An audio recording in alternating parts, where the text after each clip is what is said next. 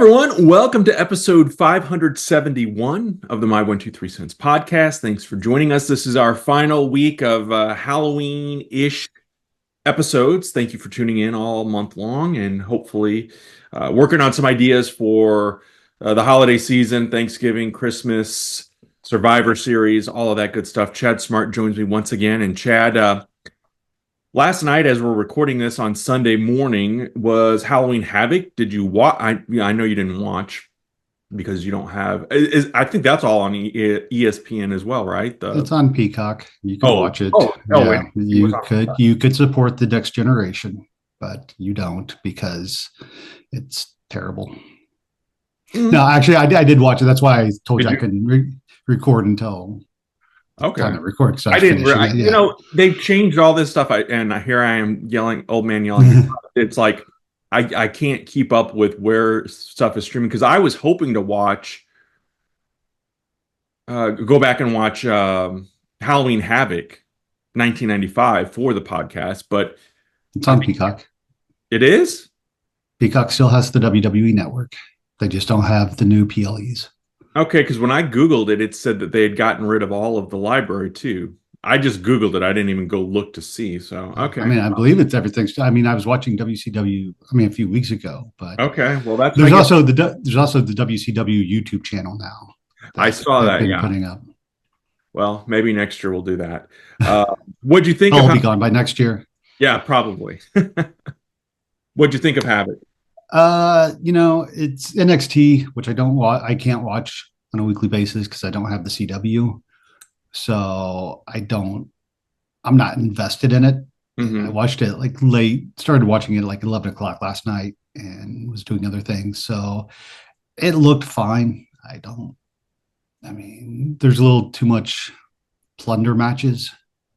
I think the tag team match was a plunder match. The Ethan Page match was a plunder match. What's a plunder match? Just using weapons and basically no DQ street fights. Because like the Hardys tag team match was a broken Hardys match or whatever it's called. And then the Ethan Page, Dr. Wagner Jr. match was a Dio de Muertos match or Day of the Dead match, which had spooky lighting, which was also, they never get that right, in my opinion. It always just makes it more, not confusing, but it's like, I want to see what's going on in the ring, turn the lights up. But not enough aquariums involved in this event. Exactly. Okay. They should have had piranhas in that aquarium. I thought that would have been a good. They should have. Yeah, they should have had something. I mean, even those little fish that they suck on your feet at something. Oh yeah, that would have been eventful. Yeah, no, the thing about that match I saw several times, and you'll probably appreciate this because of being from Missouri, close to Missouri. The Missouri. Mm-hmm. Commission that still exists for some reason in 2025. But it's like they couldn't do blood. They couldn't do a lot of things that you would normally expect from that style of match in AEW and those wrestlers in AEW. Yeah. And it's like, so why did you book this match in St. Louis then? If you can't. Yeah, it's weird to me that, that commission still exists because I know back even when Cape Championship Wrestling was running, they had run into some issues with the athletic commission in Missouri. And that's why I think a lot of, when you get up into like the Metro East area of for folks who are familiar with the area, there's a lot more, I feel like indie shows and things that are going on just across the river because it's still in that St. Louis market, but you're able to kind of, which it's surprising to me because, not to get into politics, but, Missouri is a more conservative state and you feel like they're not going to have as many rules. But in Illinois, it's a bit more liberal. They're more or a lot more liberal, I should say. And so you would think it'd be the opposite, that Illinois would kind of have that crackdown. But in my opinion, the Missouri Athletic Commission is just a racket and, they're trying to get money or find a reason. And you bring up a good point. Why would you book that style of match? Or and I wonder if in the long run that will hurt Missouri or St. Louis area's chances of getting big shows from AEW in the future. If that was even thought of or put into consideration, and for the next time, then maybe they won't be back. I know they've done a lot of shows at and I don't know how to pronounce the name of that arena, Chaffetz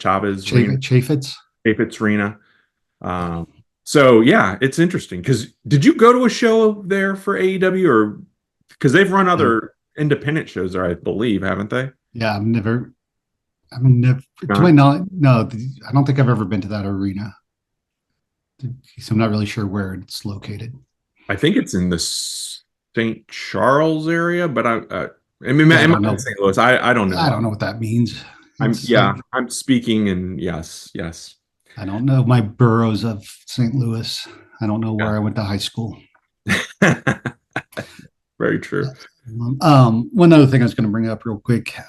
You sent me video of Marco Stunt, who is apparently now a car salesman. And I don't know if you read any of the comments on the video, but I think the best one was, I thought he didn't sell anything. Oh, man. Wow. Yeah.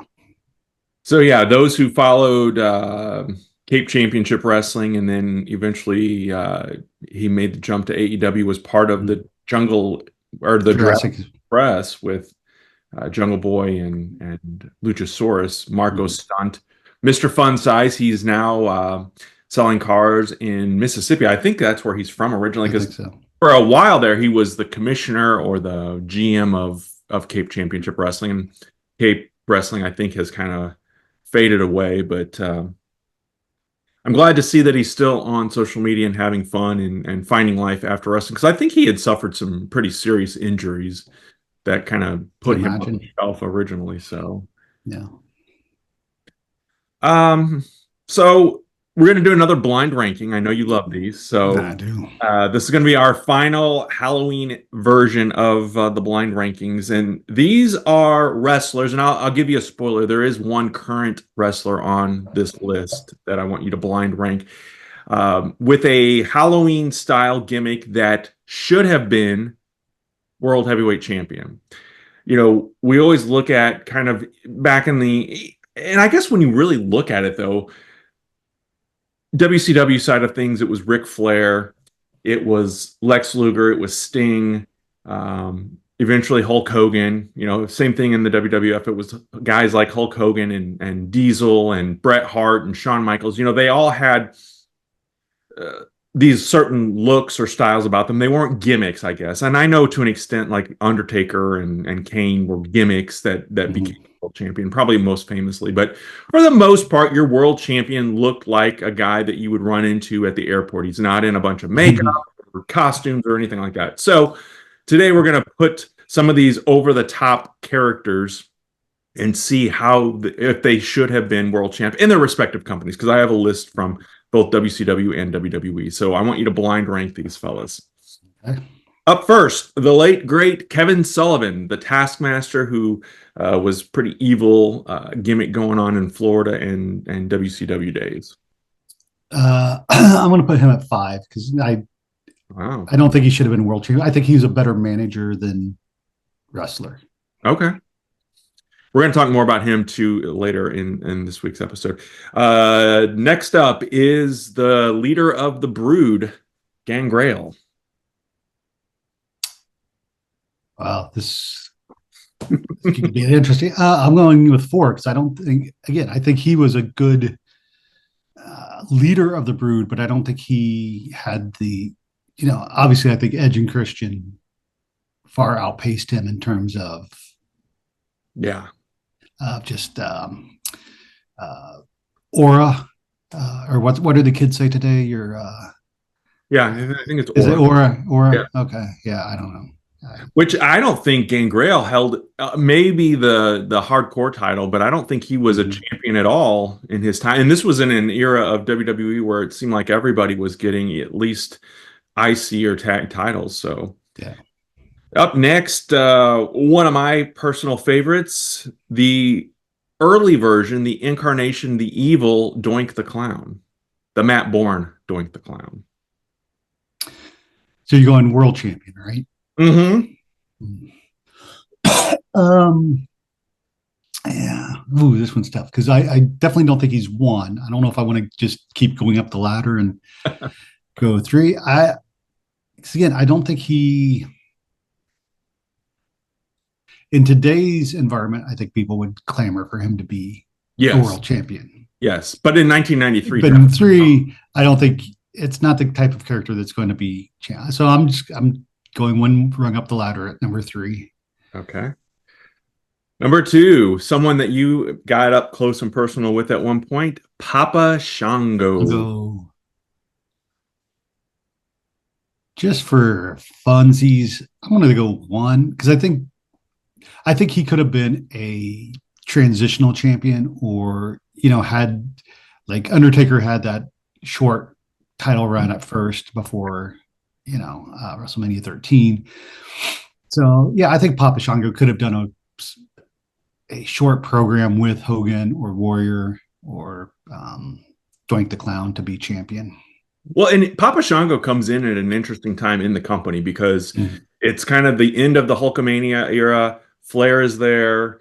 We see the big to-do at WrestleMania 8 where he comes out and is at the end of the main event. So yeah, it kind of makes sense that they would have factored him in at least maybe in a championship feud at the very least. So, and I don't think we ever really got that either. But 92, 93 is kind of a janked up year, I think, in terms of wrestling, because a lot of moving parts, and with Hogan kind of in and out, hokey pokey, not sure what he's going to do. They have Savage, they have the Warrior, they have Flair, but that's still kind of all that hangover from the 80s. So maybe a Papa Shango or a Sid Vicious run as champ and that early part of the 90s would have been something that we would have liked to have seen. So yeah. Our last entry, and I promised someone current or active. I think he's still an active wrestler, and that is Danhausen, which I guess would have to be number 2. It'll be 2, yeah. And I think that's a good, I mean, again, I haven't seen a whole lot of Danhausen's actual wrestling. And I think Danhausen is a better character than wrestler from what I've seen. Like, I don't. He was with AEW at one point, right? He's technically, I think, still under contract. I don't know. Okay. I don't know. Yeah, I mean, we can put him at 2 because in today's wrestling environment, I could see him putting the title on him for merchandising and publicity purposes. But I don't think I've seen enough of his actual wrestling to be able to comment on his wrestling ability. But I think he's more of a pop the crowd with a quick pop and then move on. So, well, if you're watching on video, I am wearing my Chikara masked wrestling shirt that Chad gave me a while back. And that's kind of the topic-ish of today, is like the campiness of wrestling and why some wrestlers or promotions get a pass and others are more harshly criticized or critiqued. And I'm specifically going to start with Chikara because you're the one that kind of turned me to the Chikara way of seeing things. And, where WWE and WCW back in the day with the Dungeon of Doom, and we'll get to them in a little bit, and the Ministry of Darkness and, the Doink the Clown characters, they had pockets of those kinds of characters. Whereas I feel like Chikara and even pro wrestling that I went out and saw out in Anaheim when I was out there for WrestleMania a few years ago, that was really kind of the whole, they were, that campiness, that kitschiness was what the entire company was built around. Is that fair to say? Yeah. And so I'm curious from your perspective, because you were more of a NWA JCP guy back in the day, which was obviously focused more on, you had the Four Horsemen, you had the Russians, you had the Rock and Roll Express, but it was more of that mat wrestling, serious. We're not doing lunchboxes and cartoon characters and action figures.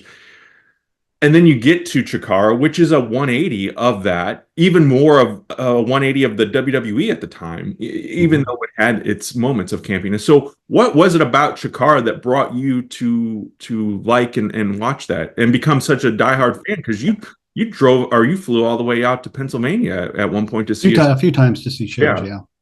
Um, One, I think just that change in growing up, and what I liked. And when I got into Chikara, when I discovered them was, if I remember correctly, was around the 2004 or 5 Tag Grand Prix, which I didn't know anything about the company. And they were announcing teams that were going to be in the tournament, but they were also announcing like placeholder teams. So they had like teams of Hall and Oates, Scott Hall and John Oates, um, stuff like Team WWF, which was CP Monk and Colt Cabani.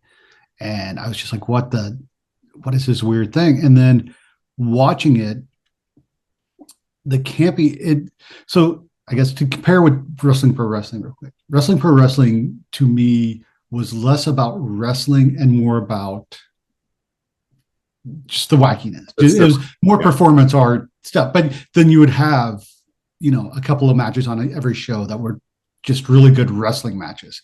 But then you would have the Fromage Horseman and Terry Gordy, stuff like that. Whereas Chikara, once I started watching it, the wrestling was really good.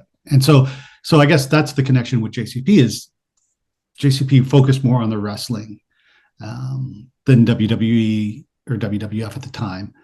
And then the characters and the storytelling. We talk about how bad storytelling has been in the past few years. And I mean, it took Chikara years to really see for a fan to see it, but they operated on seasons instead of they went normally like February through November, and then there would be something in season 5 that referenced something that happened in season 2, and at the end of the first year of watching them, the Tag Grand Prix, that's when the finals were Claudio Castagnoli and Eric Cannon against Chris Hero and Mike Quackenbush. And Hero turned on Quack to side with Claudio and Eric Cannon to form the Kings of Wrestling. And then they were just jerks the entire year. And then at that last show, Eric Cannon kind of broke away and was like, oh, this is too much for me. And he helped Quack and I think probably Jigsaw chase off the Kings of Wrestling.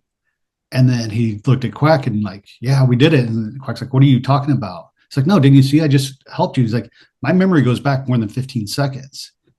And then the next season, Eric Cannon, because he had won the Tag Grand Prix, got an automatic bid to be in the next tournament, but he couldn't find a tag team partner because no one wanted to tag with him because of everything that he had done the previous season. Whereas, WWE, WCW, even AEW, if someone changes from face to heel or heel to face, all of a sudden they're friends with everybody on the other side.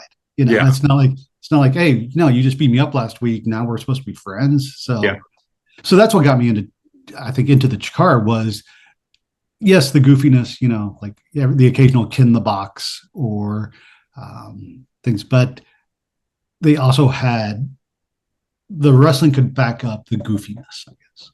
I feel like with Chikara, it was ahead of its time in terms of technology because I think in 2025, Chikara would work famously because of streaming. If it had a streaming deal. Back in the day, you had to buy all those DVDs and to keep up with it because they weren't airing on network television. So you really had to be a fan to be a part of this and to expect it. And we traveled to Chicago and to Indiana, and we went and saw Chikara the year we were at WrestleMania in New Jersey.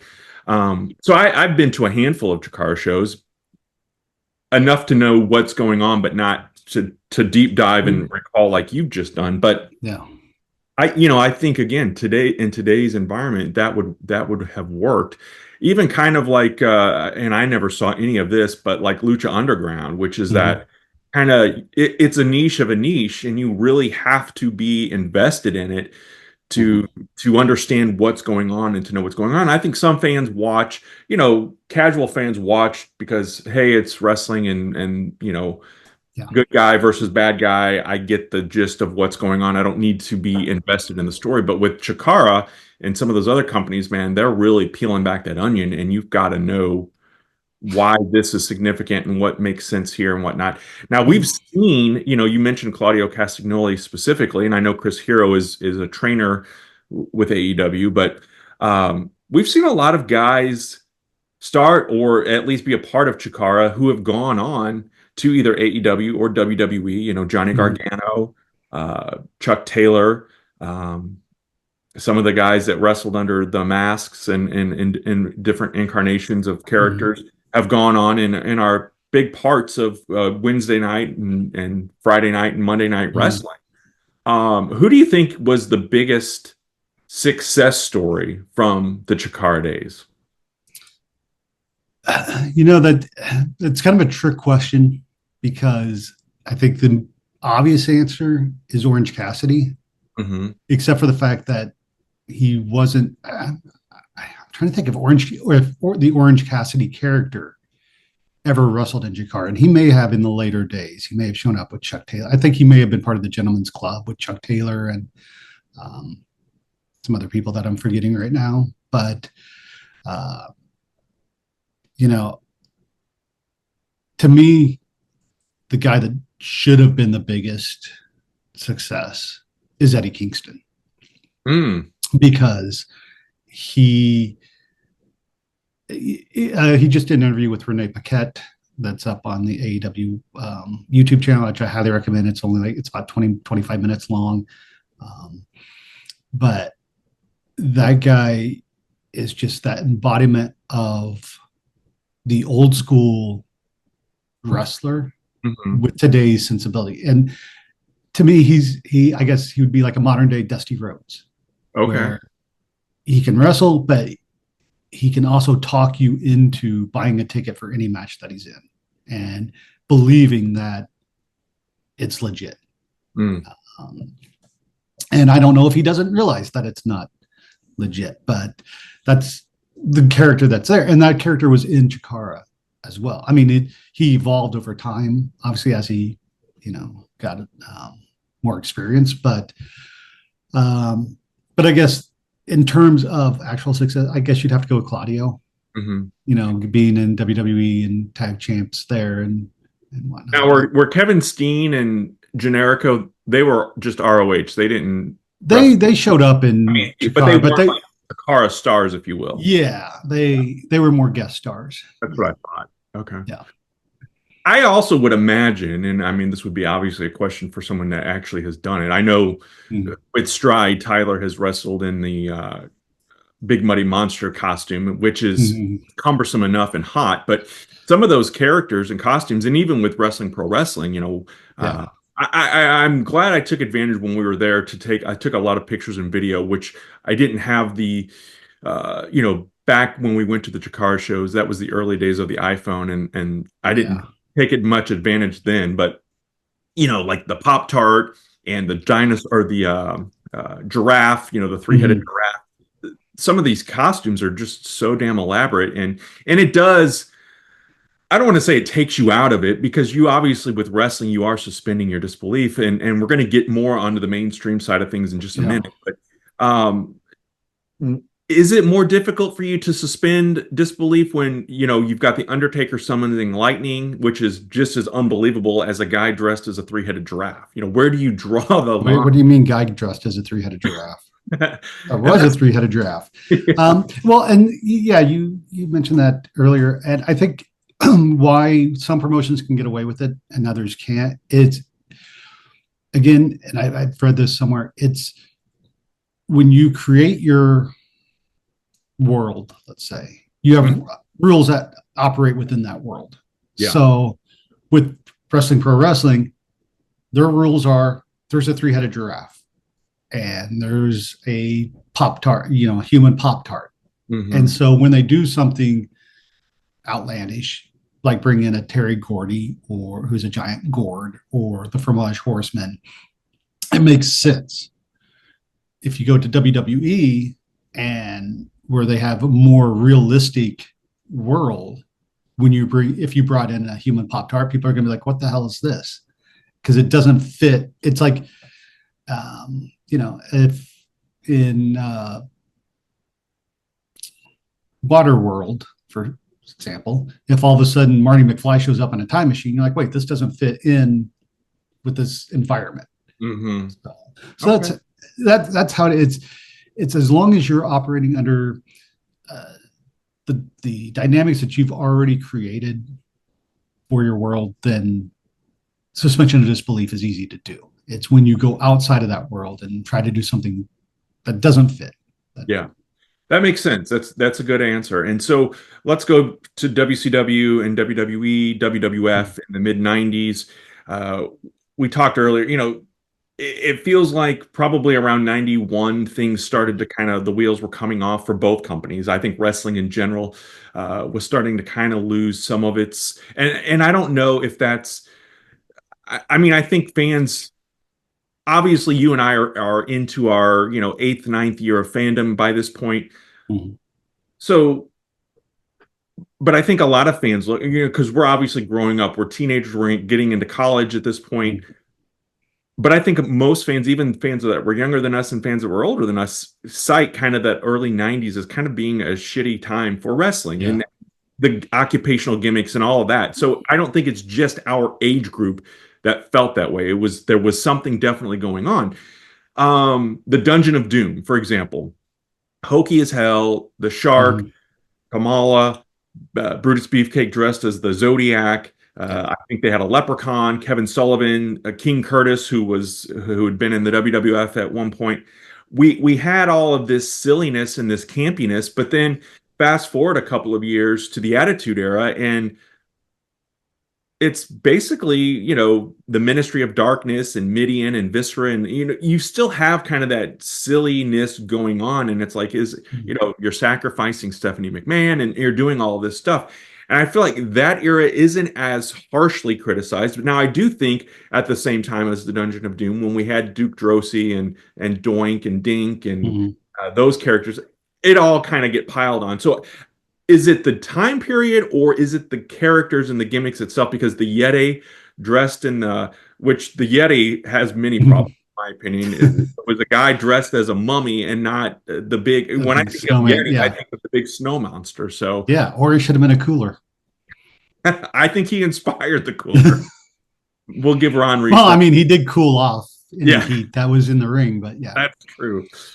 But what were you thinking back then? Because you're in your early 20s watching WCW. I'm assuming you were still watching at this point. We were in college at the time, but were you still watching? And was it because to me this era, and I can remember going on this was the very early days of the internet and going on the there was a rec.sports.pro wrestling news group that I went on to in the library at university all the time. And, it was always people dogging kind of that goofy, silly shit that they were doing in WCW, but also with, like I said, the McMahon stuff that was going on with the WWF. It was just a bad time for wrestling. What were you, or what are your memories of that era? And then how do you look back on it 30 years later? Yeah. Well, I think, when it comes to the Dungeon of Doom, what I was just saying is why the Dungeon of Doom, one of the reasons that the Dungeon of Doom didn't work is because it didn't fit into the world that WCW had spent years building. You bring Hulk Hogan's in and now you're bringing in the WWE cartoony stuff instead of, the I Quit matches where guys taking a spike to another guy's eyeball or, the 60-minute Broadway technical wrestling matches. It's now campy shit that you're getting. And I think also the quality of talent. I hate to be the work rate isn't the greatest. And, so the match is terrible. It's like, no, as long as it doesn't, as long as you're entertained, who cares about work rate? But I think that's why why it didn't work, why WCW would get the, the criticism. And over in WWE, once everybody again started having second jobs, and then you're like, okay, well, if you're a professional race car driver, why are you also a wrestler? How do you have time to travel and be a wrestler if you got to collect trash, or people's trash cans just sitting out? I think it became more, and we've had that conversation of character versus gimmick. Yeah, and I think somewhere in the early 30s. Wow. Yes, back in if you remember, Luthez, when he tried to be a mime wrestler, that was. But yeah, it just, and again, it's, I would say with like pop culture, you have like a 5-year span of popularity, and then trends change because people age. And so you have to, you're getting a new audience while your old audience is probably being phased out or aging out. And so I think with wrestling in the 90s, like you said, it had been 7-8 years since the birth of Hulkamania.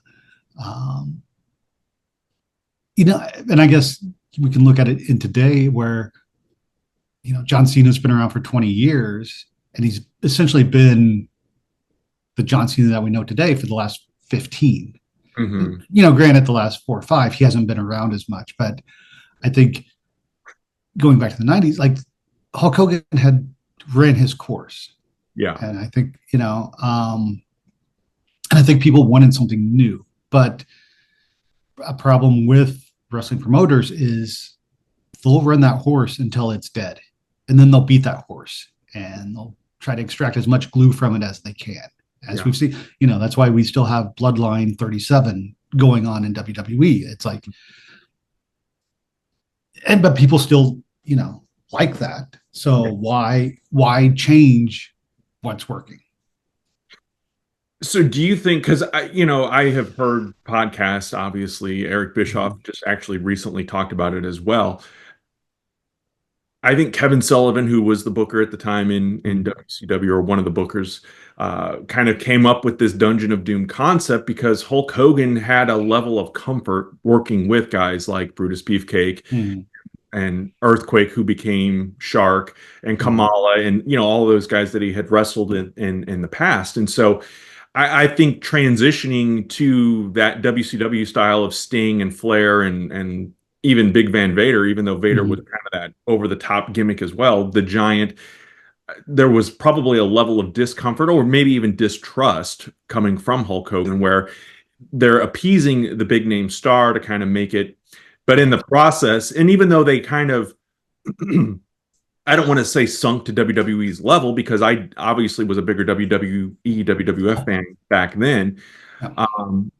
But to go more mainstream, I don't think we're having this conversation had Hogan not gone to WCW. I think that they would have eventually piddled out and went away. So I do think, or as many faults as people find with him, Hulk Hogan gave WCW life, and in 94 when he came in, but then in 96 when he turned heel, it was a whole different world under him. And then I feel like we got more of the realistic, because the Blood Runs Cold gimmick with Glacier and Mortis and all those guys, that was kind of that campy, cartoony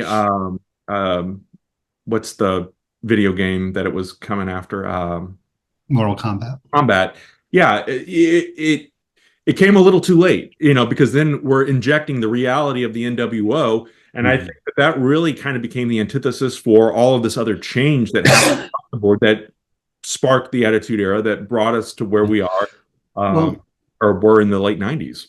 Yeah. And I agree with you, but I think that the catalyst for that was ECW, which was founded, I believe, because Todd Gordon saw the Papa Shangos, the Doinks the Clown, and said, what the hell is this? Yeah. And wanted something more realistic.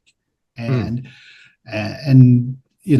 for some unknown reason, got guys together that sacrificed their bodies, did a lot of stupid things in the ring Yeah.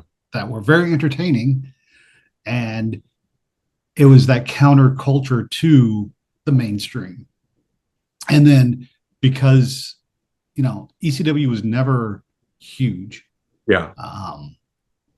they, I think they probably lived longer than they rightfully should have, given everything going on in the company. But if again, had it not been for ECW, would WCW have brought in the cruiserweights? Would they have gone with the NWO realistic storyline? Obviously, WWF started taking stars and incorporating stuff from ECW. I remember when the My 123 Cents blog first started, I wrote a post about it. Like 1995, 96 was just the perfect storm for wrestling to change. And I think if you take one piece, like you said, if you take Hogan out of WCW, where do they go in 96, 97? If you take ECW out, where did WWF and WCW go? And if you take the Click out of WWF, we don't get Stone Cold. Mm-hmm. So where does WWF go in that regard? And that's probably a whole nother topic of discussion. Yeah. But yeah, I think the grunge movement had come in. Again, we talk about pop culture and culture in general. Things were just changing from what they were from the 80s, basically. So, yeah. Could you see because let's look at the last, I don't know, decade or so, in terms of, I'm going to focus mostly on WWE with this part of the discussion, but we talked about that, in the blind ranking of the campy kind of cartoony over the top characters becoming WWE champion. And in 1991, I think it was too early for The Undertaker, and granted, he only held it for a week. I almost, in hindsight, wish they would have waited and maybe done Undertaker Hulk Hogan at WrestleMania 8. I know a lot of people wanted Flair Hogan at WrestleMania 8, but it just felt like doing it at Survivor Series in 91, it was too soon, and maybe even WrestleMania 8 would have been too soon. But because again, to me, The Undertaker was still kind of that flash in the pan. He was not going to be a 30-year veteran as he ended up becoming. Kane, kind of the same way. He beats Austin in 98, 6 months or 8 months after his debut for that first run. But then he went on to win it a few more times. But Bray Wyatt is the only other one that comes to mind immediately when I think of kind of those over-the-top-ish gimmicks. And he held it for a cup of coffee, lost it to Randy Orton at WrestleMania a handful of years ago. They did some weird effects with that match and whatnot. But would The Fiend, had Bray Wyatt lived, would The Fiend have gone on to climb back up to the top of the mountain? And would those kind of over the top, because I don't, even thinking now with WWE and AEW to an extent, I don't think of anyone that's really kind of that over the top. I've got to really suspend my belief. Like I don't think Pop-Tart Boy is going to come to WWE to become heavyweight champion. No, especially since college football sacrifices him every year. Yeah. But I'm trying to think, like, is there anyone that I'm missing that or excuse me, do that? Yeah. I mean, I guess you would put the Wyatt Six in there. And I've said before in the show, I think the problem with Bray Wyatt and the Wyatt Six, going back to my point earlier, is they don't fit into the world seamlessly. Like there's a disconnect. It was like when they come out and you have the announcers being like, oh my gosh, being scared and being all spooky. And then you go to commercial and you come back and like, okay, so now we're going back to this next match. And it's like, well, what just happened 30 seconds ago? Yeah. But I think the Wyatt Six have kind of toned down. Again, I don't watch SmackDown. So I know they're the tag champions right now, I believe. I think they just lost. Did they? I think they lost. I think they lost to. Oh wait, no, that was Finn Balor and Oh yeah, yeah, that was the Raw champs. So yeah. They never. just lost to AJ Lee. Yeah. Um, but so yeah, so I guess in that regard, yeah, I think the Fiend was a good character, but I think there was just something, there was a disconnect between like a promo from the Fiend and then, as I say, and then the bell rings. Hmm. That makes sense. But do you see anyone else beyond And the Wyatt Six or even in AEW? Because I admittedly I don't want. I see all the clips yeah, on social, but I'm trying to think. There's like doesn't feel like there's anyone that's kind of over the top. the only one I could think of would be maybe Aleister Black, but even he's not Right. super. He's just spooky, I guess, when Yeah. he comes out. He's Yeah. not doing anything We over the don't top. we don't have the Papa Shangos and Yeah, Doinks of the or the 90s. Phantasmos. No. Yeah, in modern day wrestling, it's interesting. It's because again, I mean, maybe like a Mr. Iguana or someone like that, but it's always interesting to see because you do have that line of what's going to appeal to kids, but also Mm. their parents. And I think WWE's business model since TKO has taken over has changed, and they're looking more for uh, money in pocket versus butts and seats. Yeah. And this is really, I think, AEW's chance to kind of take advantage of that and be that family friendly, financially alternative. But I think at the same time, and this is probably a whole nother discussion too, they're going to have to tone down some of their uh, blood and guts, if you will, if they Yeah. want to appeal to more than just because I know they've kind of said, hey, we're family affordable. You can bring your family to watch, but do I want my kids to see a guy go through a plate glass window every week or every other week or do the thumb? Yeah. Again, that's not my style of wrestling, and I know that there is a whole fan base out there that lives for Yeah. that stuff. So I'm not judging it. I'm just saying from a broad perspective that Yeah. that may be something they considered thinking about in the future. Yeah. And I guess that's the two sides of the coin thing is definitely this is the time that they can promote themselves as being affordable. Hmm. Um, at the same time, they want to be different from WWE because if I want WWE style, I'm going to watch WWE. I mean, this is the complaint that we've had with TNA for 20 Sure. years is like Yeah. you have to give me something different than what I'm already getting for me to turn my attention span over to you. Yeah. So, and I think, again, this because I was such an ECW fan when they were around. To me, AEW kind of has that same ability to have multiple styles of wrestling in a show. And so, whereas WWE, I think, is pretty, for the most part, pretty flat. It's like you're going to get the same, whoever's wrestling, there's the same formula to the match. It's the same setup. So, and again, I don't know anything about the financials. So, as long as you're putting on a show that entertains me, do whatever you want. I'm not going to, again, I'm not going to sit here and be like, oh, the ratings were down by 0.3% Right. this week. I'm like, yeah, that doesn't affect me. Did I like the show? Yeah. Then I'm going to come back next week and watch. Did I not like the show? Then I'm going to find something better to do with my time. Yeah. Absolutely. Well, that's probably a good note to wrap up this week's episode on. Chad, anything else you want to add before we do put a bow on this week's show?